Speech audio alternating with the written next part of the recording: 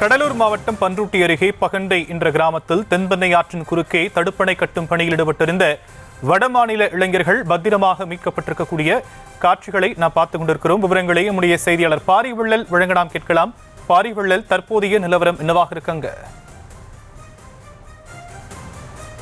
ஏற்பட்ட வெள்ளப்பெருக்கினால கடலூர் மாவட்டம் முழுவதும் அந்த ஆற்றுக்கரையோரம் உள்ள 16க்கும் மேற்பட்ட கிராமங்கள்ல வெள்ளம் சூழ்ந்திருக்கு.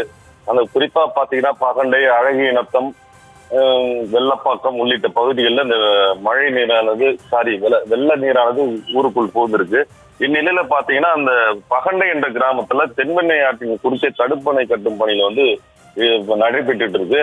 அந்த பகுதியில தடுப்பணை கட்டும் பணியில் ஈடுபட்ட வடநாட்டு இளைஞர்கள் 8 பேர் அந்த வெள்ளப்பெருக்கு சமயத்துல உள்ள பணியில் ஈடுபட்டு இருந்தாங்க.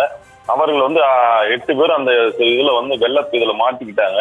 உடனடியா அவர்கள் வெளியில இருக்கும் நபருக்கு தொடர்பு கொண்டு செல்போன் மூலம் இந்த மாதிரி தகவல் சொன்ன உடனே அங்க இருக்கும் அந்த இடத்துக்கு தமிழ்நாடு தேசிய பேரிடர் மீட்பு படையினர் அந்த பகுதிக்கு போயிட்டு அவர்களை மீட்டெடுப்பதற்கு போறாங்க.